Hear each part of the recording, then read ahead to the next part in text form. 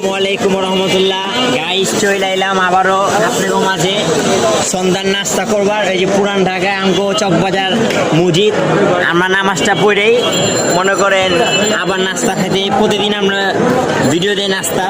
তো আজকে চিন্তা করলাম ভাজা পোড়া খাওয়ার থেকে এটা বেটার মনে করি। আমার বন্ধু বলে ফলটা খাওয়া দেখ, তো এটা হচ্ছে ড্রাগন ফল। দেখি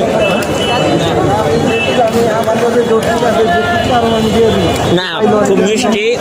এটা হচ্ছে তরমুজ, তরমুজের সিজন না, তারপর বি মনে করেন তরমুজ পাওয়া যাচ্ছি। ভালোই লাগলো।